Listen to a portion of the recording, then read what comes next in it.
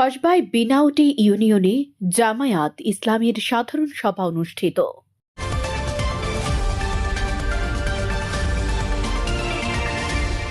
ব্রাহ্মণবাড়িয়ার কসবা উপজেলার বিনাউটি ইউনিয়নের ৪, ৫ ও ৬ নং ওয়ার্ডের সাধারণ সভা আজ শুক্রবার বিকেলে ধামসার সরকারি প্রাথমিক বিদ্যালয়ের মাঠে অনুষ্ঠিত হয়েছে।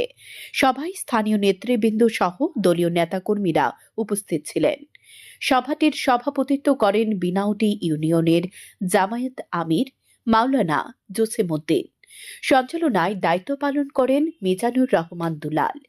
সভায় প্রধান অতিথি হিসেবে উপস্থিত ছিলেন ব্রাহ্মণবাড়িয়া জেলা জামায়াতের নায়েবে আমির কাজী মোহাম্মদ ইয়াকুব আলী।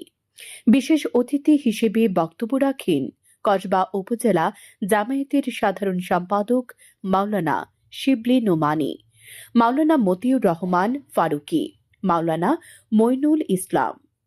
বক্তব্য রাখেন মনির খান, মাওলানা এরদান বিন হামিদ, মাওলানা আহসান হালিম, সিরাজুল ইসলাম, রুহুল আমিন, রাশেদুল হক স্বপন, আশরাফুল ইসলাম, আজিজুর হক প্রমুখ।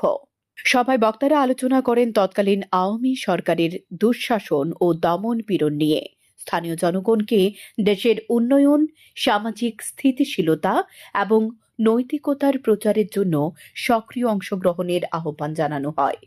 বক্তারা বলেন, দেশের রাজনৈতিক ও সামাজিক প্রেক্ষাপটে ইসলামের সঠিক শিক্ষা ও নীতিকে সবার মাঝে ছড়িয়ে দেওয়া অত্যন্ত গুরুত্বপূর্ণ।